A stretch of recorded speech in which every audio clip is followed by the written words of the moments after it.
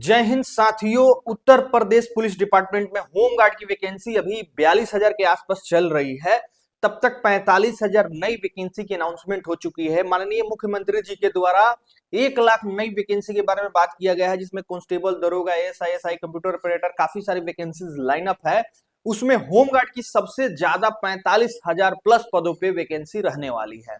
अब जो भी हमारे मित्र इसमें बढ़िया नहीं कर पाए हैं, लगभग 26 लाख के आसपास बच्चों ने फॉर्म भरा था, जिसमें से 20 लाख बच्चों ने एग्जाम दिया और मात्र 1,20,000 बच्चों को सेलेक्ट किया जाएगा for PET PST. Then finally जितनी आपकी सीट है 41-42,000, उतने लोगों को सेलेक्ट किया जाएगा फॉर ज्वाइनिंग। फिर रिमेन तो लोग बच ही जाएंगे, लेकिन घबराने की जरूरत नहीं है। अगर आपकी एज ज्यादा हो गई है, ऐसे तो होमगार्ड में 18 से 30 एज लिया जाता है, अगर ज्यादा हो गई है तो आप जो है नई वाली वैकेंसी जो आने वाली है इस पे शिफ्ट हो सकते हो और ये आपकी जो है होमगार्ड की वैकेंसी नौकरी दिला सकती है, क्योंकि इस बार कंपटीशन काफी तगड़ा रहा है। आने वाले समय में जो वैकेंसी आएगी उसमें कम देखने को मिल सकता है, क्योंकि बैक टू बैक जब 2 वैकेंसी आती है बड़ी बड़ी पदों पे तो कंपटीशन काफी कम हो जाता है। अभी फिलहाल में होमगार्ड की भर्ती चल रही है। एग्जामिनेशन हो चुका है, आंसर की 2-4-5 दिन में आ जाएगा। इसके साथ साथ आपकी डीवीपीएसटी, फिर फिजिकल, मेडिकल, ये सारी प्रक्रिया देखने को मिलेगी। तो रिजल्ट जो है जून में आने की संभावना है, फिजिकल वगैरह जुलाई में होने की संभावना है, फिर ज्वाइनिंग आगे देखने को मिलेगा। तो ये आपका सीन रहने वाला है मेरे भाई। तो यदि आपका 60 प्लस मार्क्स बन रहा है, यदि आप मेल कैंडिडेट हो, तो आप श्योर मान के चल सकते हो आपकी रिजल्ट हो जानी है। और आपका अगर कोई फ्यूचर में वैकेंसी नहीं है तो आपको फिजिकल वगैरह की तैयारी करना चाहिए। यदि आप महिला हो, 55 प्लस आपके मार्क्स बन रहे हैं और आने वाले समय में यदि आपका भी कोई एग्जाम नहीं है तो आप भी आराम से जो है तैयारी कर सकते हो फिजिकल का। अन्यथा अगर आपका एग्जाम है तो आपको एग्जाम की तैयारी करना चाहिए। तो ये इस पुरानी भर्ती का सीन रहने वाला है। अब जो नई भर्ती आएगी वो 45,000 पदों पे रहेगी। जिलावार वैकेंसी आएगी, जाहिर सी बात है।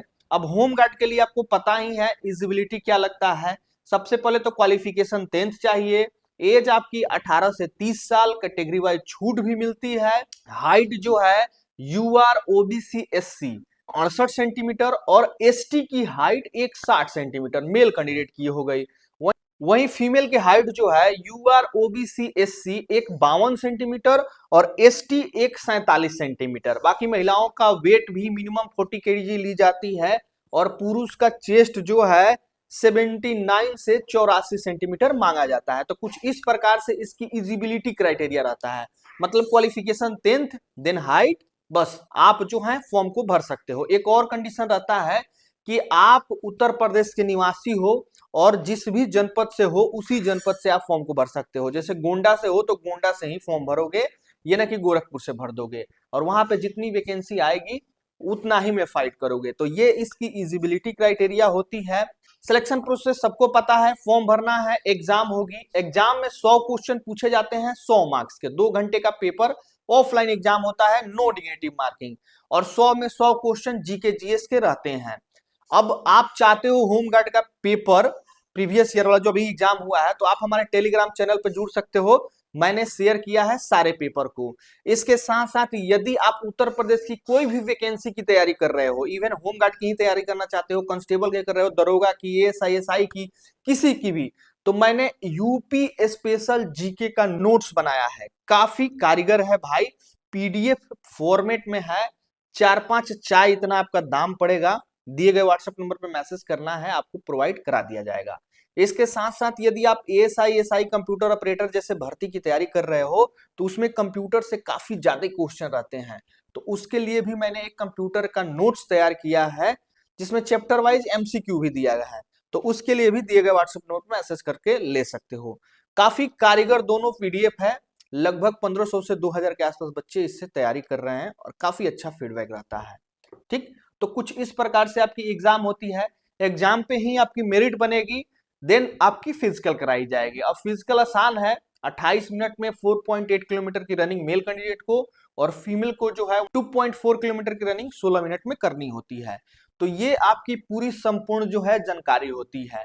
ठीक, अगर आपके पास कुछ एक्स्ट्रा डिग्री है, जैसे कि डिग्री इन द सेंस कि जैसे कि आपने एनसीसी किया है, तो एनसीसी के लिए आपको एक्स्ट्रा मार्क्स दिए जाते हैं, जैसे कि एनसीसी का सी सर्टिफिकेट है तो 3 मार्क्स मिलेंगे, बी है तो 2, अगर ए है तो 1 मार्क्स मिलेंगे। अगर आपने स्क्वाड गार्ड का भी सर्टिफिकेट आपके पास है तो आपको 1 मार्क्स मिलेंगे। आपके पास ड्राइवरी लाइसेंस है तो आपको 1 अतिरिक्त मार्क्स मिलेंगे। अगर आपने आपदा प्रबंधन का ट्रेनिंग लिया है तो उसमें भी आपको 3 मार्क्स अतिरिक्त मिलेंगे। तो कुछ इस प्रकार से आपको अतिरिक्त मार्क्स भी दिए जाते हैं जो आपके मेरिट बनाने में काफी यूजफुल हो जाता है। अब इस बार जो भी एग्जाम दिए हैं, 26 लाख फॉर्म भरे गए थे, 20 लाख के आसपास एग्जाम दिए हैं, इन सबको पता है भाई कि पेपर का लेवल क्या रहा। पेपर का लेवल काफी टफ देखने को मिला है। जीके जीएस का सेक्शन हमेशा से टफ रहता है।